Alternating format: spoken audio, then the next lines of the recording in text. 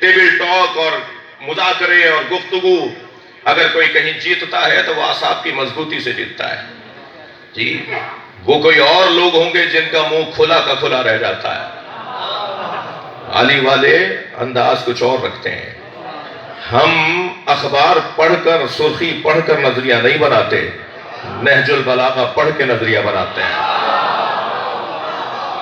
ہمارا انداز ہی کچھ اور ہونا چاہیے، اور جنہوں نے اس گھرانے سے استفادہ کر لیا دنیا میں کامیاب بھی وہی نظر آئے۔ لہذا ایک جنگ ہے گرم جنگ اور ایک سرد جنگ۔ گرم جنگوں کو تو آپ نے دیکھا کہ سرکار کے زمانے میں 80 سے زیادہ جنگوں کا سامنا کرنا پڑا۔ مولا کے زمانے میں، مولا علی کے اپنے زمانے میں 3 تو بڑی جنگیں تھیں، اور اس کے علاوہ بھی بہت سی جنگیں، یہ سب جنگیں تھیں اور یہ گرم جنگیں تھیں۔ مگر سرد جنگ کب ہوئی؟ ممکن ہے کوئی بچہ کہے مولانا یہ تو آج کی اصطلاح ہے، یا آپ پہلے پیچھے زمانے میں کہاں جا رہے ہیں، یا آپ گزشتہ زمانے میں کہاں جا رہے ہیں، یہ تو آج کی اصطلاح ہے سرد جنگ کی۔ نبی کے زمانے میں سرد جنگ کہاں تھی؟ تو جو صلح حدیبیہ ہے نا، وہ سرد جنگ ہے۔ واپس چلے جائیے، واپس چلے جائیں گے۔ محمد رسول اللہ ہم نہیں مانتے، محمد ابن عبداللہ لکھیے، علی لکھ دو محمد ابن عبداللہ۔ 1 سال بعد آئیں گے، 1 سال بعد آئیں گے، اتنے لوگ لائیں گے، اتنے لوگ لائیں گے۔ ہمارا آدمی آپ کے پاس آئے گا، آپ کو واپس کرنا پڑے گا۔ علی لکھ دو ان کا آدمی ہمارے پاس آئے گا، ہم واپس کریں گے۔ آپ کا آدمی ہمارے پاس آ گیا، ہم واپس نہیں کریں گے۔ علی لکھ دو اگر ہمارا آدمی ان کے پاس چلا گیا تو یہ واپس نہ کریں۔ سارے ہی شرائط نبی نے مان لی۔ 1400 سال بعد سمجھ میں نہیں آ رہا تو اس وقت کے لوگوں کو سمجھ میں کیسے آتا؟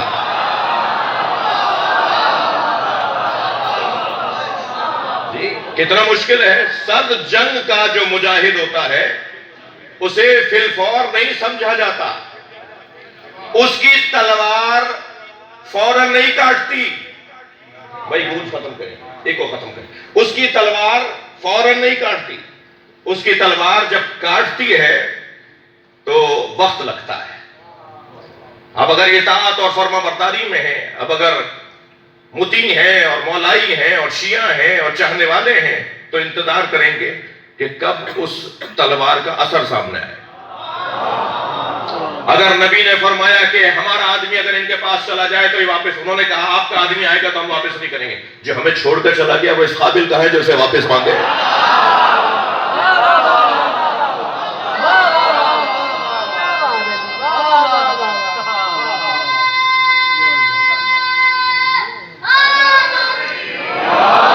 مشرکوں نے کہا اگر ہمارا آدمی آپ کے پاس آ جائے گا تو آپ کو واپس کرنا پڑے گا۔ نبی نے فرمایا علی لکھ دو اگر مشرکوں کا بندہ کوئی ہمارے پاس آیا تو ہم واپس کریں گے، جب وہ ہمارے پاس آ جائے گا تو مسلمان بنا کے بھیجنا تو ہمارا کام ہے۔ یہ جو نبی مکرم نے میدان حدیبیہ میں صلح فرمائی ہے یہ سرد جنگ ہے،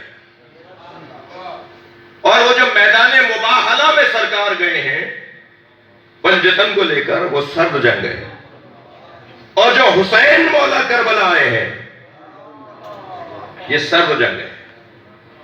سرد جنگ جو حسین نے کی ہے، میں اپنے مضمون پر آ گیا، میری تمہید مکمل ہوئی۔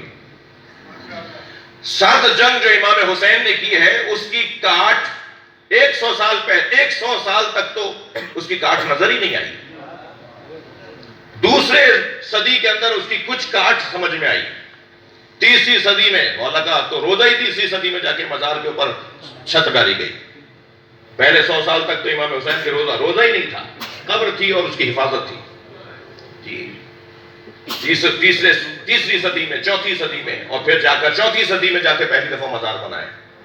شاہ عباس تیمور صفوی کا زمانہ جب آتا ہے، سید رضی کا اور سید مرزا کا دور جب آتا ہے جی، کتنے عرصے بعد؟ اور اب آپ مجھے بتائیے حسین کی سرد جنگ کے نتیجے روزانہ نکل رہے ہیں یا نہیں؟ مسلسل امام حسین کا پیغام عام ہوتا جا رہا ہے۔ خود یہ مسجد امام بارگاہ جب بنائی تھی بڑا کارنامہ کیا تھا، بہت بڑی بنی تھی۔ آج امام بارگاہ چھوٹے پڑ رہے ہیں۔ امام بارگاہ چھوٹے نہیں پڑے، حسینیوں میں اضافہ ہو گیا ہے، مسلسل چاہنے والوں میں اضافہ ہو رہا ہے۔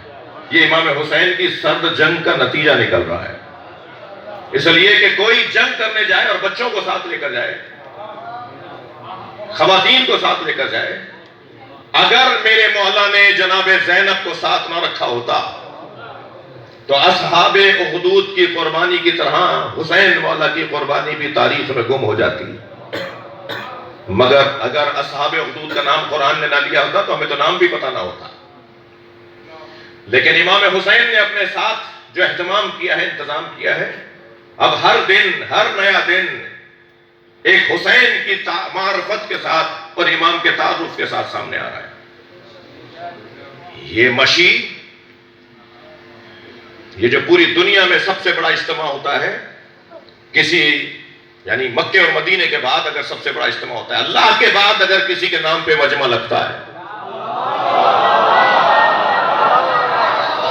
تو وہ امام حسین کے نام پہ لگتا ہے.